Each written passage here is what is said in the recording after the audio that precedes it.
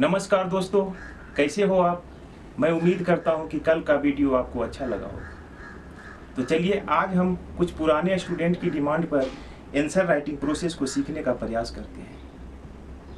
इस वीडियो में हम यूनिवर्सिटी के एग्जाम में किस प्रकार के क्वेश्चन का आंसर किस तरह से लिखना है वो सीखेंगे। साथ ही साथ सिविल सर्विसेज और अन्य स्टेट सिविल एग्जाम में किस प्रकार से लिखना है यह भी सीखेंगे।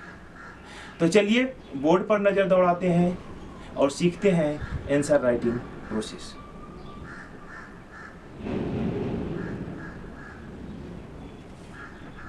एकेडमिक रिटन एग्जाम किसी भी परीक्षा में 600 शब्दों, 300 शब्दों, 200 शब्दों, 150 शब्दों और 100 शब्दों के प्रश्न पूछे जा सकते हैं। इन प्रश्नों को किस तरह से इफेक्टिव आंसर लिखना है यह आज हम लोग सीखते हैं। क्योंकि इफेक्टिव आंसर लिखने के लिए हम लोगों के पास विश्लेषण करने की क्षमता अधिकतम होनी चाहिए। अगर हम विश्लेषण अच्छा से कर देंगे तो बिना फैक्ट के भी हम इफेक्टिव राइटिंग पूरा कर सकेंगे। तो इसमें 600 शब्दों का प्रश्न 50 मार्क्स का होता है, जिसे हमें 50 मिनट में पूरा करना होता है। क्योंकि यहाँ पे शब्दों की सीमा अधिकतम है, तो आप इसे पैराग्राफ में लिखें तो अच्छे अंक पाने की संभावना बन जाती है। ऐसे प्रश्नों का आंसर लिखते समय शुरुआत इंट्रोडक्शन से करें, फिर स्मॉल पैरा में ही प्रश्न में पूछे गए केंद्र बिंदु अर्थात सेंट्रल पॉइंट को डिफाइन करें और इसका क्या इंपॉर्टेंस है उसे भी लिखें। क्योंकि आगे के वीडियो में मैं आपको एक स्टैंडर्ड राइटिंग का ड्राफ्ट बताऊंगा, आप किस प्रकार से एक इफेक्टिव राइटिंग लिख सकेंगे यह बताऊंगा। और साथ ही साथ मैं यह भी बताऊंगा कि अगर आपके पास फैक्ट नहीं भी है तो आप फैक्ट के बिना भी किसी भी प्रश्न का विश्लेषण कर सकते हैं। कुछ फैक्टों की मदद से, कुछ फैक्ट की मदद से आप विश्लेषण कर सकते हैं। इसके लिए आप बेफिक्र रहिए, आगे के वीडियो में मैं आपको समझाऊंगा।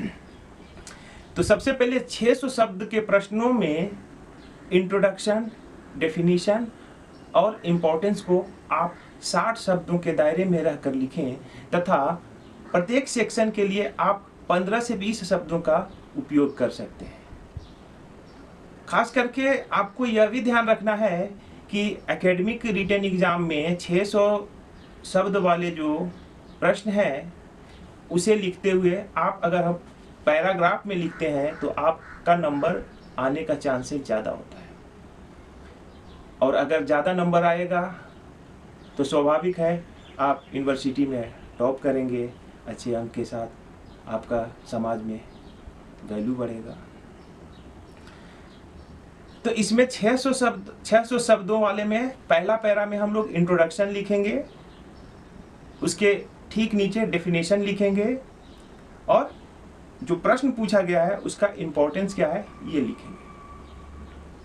इसके बाद प्रश्न का बॉडी का शुरुआत होता है। प्रश्न का बॉडी लिखते समय सबसे पहले हम लोग को यह ध्यान रखना होगा कि विश्लेषण क्षमता हम लोगों की अच्छी होनी चाहिए, रिटेन स्किल अच्छी हो। क्योंकि एकेडमिक और कॉम्पिटिटिव एग्जाम में स्टेप वाइज हर स्टेप पे मार्क्स दी जाती है, अतः पहले स्टेप पूरा होने पर पैरा चेंज करें और दूसरे स्टेप यानी कि क्वेश्चन का दूसरा पार्ट बॉडी उसका हम लोग को पहले समझना है। बॉडी को विस्तृत रूप में लिखते हैं, विस्तार से लिखते हैं और इसे लिखते समय, बॉडी को लिखते समय 450 to 500 तक शब्दों में उसका हम विश्लेषण करते हैं। शब्दों की सीमा में रह करके ही सब कुछ एक्सप्लेन करते हैं। जैसा कि इसमें लिखा हुआ है, एकेडमिक रिटन एग्जामिनेशन में बॉडी जो है वह 500 शब्दों की होती है। टोटल 600 शब्दों में बॉडी पार्ट 500 है, उसमें हम लोग को 500 शब्दों के दायरे में रहकर उसका विश्लेषण करना है। अंतिम पैरा में आपको कंक्लूजन लिखना है, यानी कि जितना आप लिखे हैं उसका सार है, वो कंक्लूजन है। कंक्लूजन जिसे हिंदी में निष्कर्ष भी कहा जाता है, लगभग 20 शब्दों की सीमा में रखकर लिखना है। पक्ष विपक्ष का संतुलन बनाते हुए इसकी भविष्योन्मुखी संभावना को भी जरूर समझाएं। नेक्स्ट, इसका 300 शब्दों वाले प्रश्न 30 नंबर के होते हैं। तो 300 शब्दों वाले प्रश्नों में इंट्रोडक्शन एवं महत्व को आप छोड़ सकते हैं, परिभाषा को लिखें और पैरा चेंज करके क्वेश्चन के बॉडी को लिखें और फिर अंतिम पैरा में कंक्लूड करें और फ्यूचरिस्टिक व्यू को लिखें। 200 शब्दों के प्रश्नों में इंट्रोडक्शन, डेफिनेशन, इंपॉर्टेंस को छोड़ दे सकते हैं। उत्तर सीधा प्रश्न के बॉडी से लिखें और अंतिम पैरा में केवल फ्यूचरिस्टिक व्यू के साथ उत्तर का अंत कर दें। 150 और 100 शब्द वाले प्रश्न में शब्द की सीमा बहुत ही कम होती है। ऐसे में ना तो आप इंट्रोडक्शन लिख पाते हैं, ना ही डेफिनेशन लिख पाते हैं और ना ही इम्पोर्टेंस लिख पाते हैं, क्योंकि अगर हम इसको इंट्रोडक्शन, डेफिनेशन और इम्पोर्टेंस में कैटेगराइज करेंगे तो शब्दों की सीमा काफ़ी बढ़ जाएगी। क्वेश्चन का जो हम आंसर लिखेंगे वो काफ़ी लेंथी हो जाएगी। तो हम लोग कम शब्दों वाले प्रश्न में इंट्रोडक्शन, डेफिनेशन और इम्पोर्टेंस को अवॉइड कर सकते हैं। और साथ ही साथ ऐसे कम शब्दों वाले प्रश्नों में कंक्लूजन भी लिखने की जरूरत नहीं है। ऐसे प्रश्नों का उत्तर सटीक और एक्यूरेट होनी चाहिए, ताकि कॉपी चेक करते समय उन्हें ऐसा लगे कि इसने कम शब्दों में भी अच्छा विश्लेषण किया है। एक्यूरेट और सटीक अगर हम लिखेंगे तो कॉपी जो चेक करते हैं उन्हें लगेगा कि लड़के ने टॉपिक को अच्छी तरह से पढ़ा है, विश्लेषण किया है। क्योंकि कम शब्दों में जब पूरे के पूरे डायमेंशन लिखा जा रहा है, यानी कि लड़के ने हर टॉपिक को, इस टॉपिक पे हर तरह से पढ़ा है।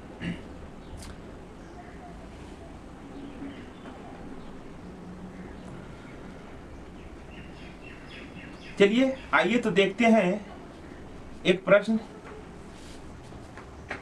और समझते हैं इसमें कौन सा पार्ट क्या होगा। प्रश्न है, औद्योगिक प्रदेश के उद्भव का सकारण विवरण दें तथा मुंबई औद्योगिक क्षेत्र का उदाहरण दें। तो अभी जिस तरह से हमने आप लोगों को समझाया उसके हिसाब से औद्योगिक प्रदेश, पहला हम लोग पॉइंट करते हैं औद्योगिक प्रदेश पे और दूसरा हम लोग पॉइंट करते हैं सकारण विवरण दें। इस प्रश्न में केंद्र बिंदु औद्योगिक प्रदेश है, तो औद्योगिक प्रदेश का हम लोग इंट्रोडक्शन भी लिखेंगे, डेफिनेशन भी लिखेंगे और इम्पोर्टेंस भी लिखेंगे। ये तीनों लिखेंगे, इंट्रोडक्शन भी लिखेंगे, डेफिनेशन भी लिखेंगे और इम्पोर्टेंस भी लिखेंगे। तथा इस प्रश्न में विवरण करें क्वेश्चन का बॉडी पार्ट है। जिस प्रश्न में विवरण करने जैसा शब्द का उपयोग किया जाता है उन सभी प्रश्नों को हम निबंधात्मक दृष्टिकोण देखते हुए लिखते हैं।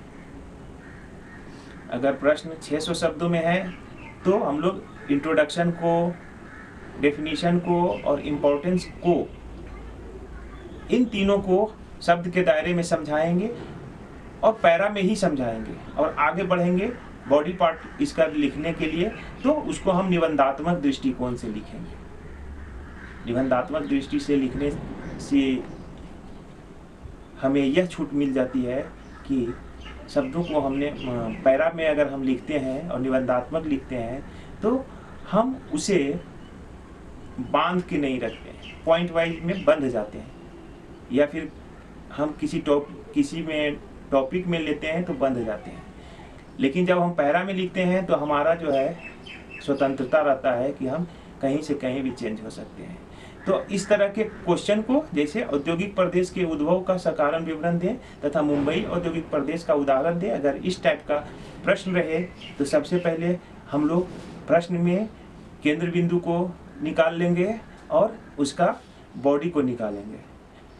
इसके बाद हम उसको क्वेश्चन का प्रकृति कैसा है उसके हिसाब से आगे पैराग्राफ में लिखेंगे ताकि अधिक से अधिक नंबर प्राप्त कर सकें।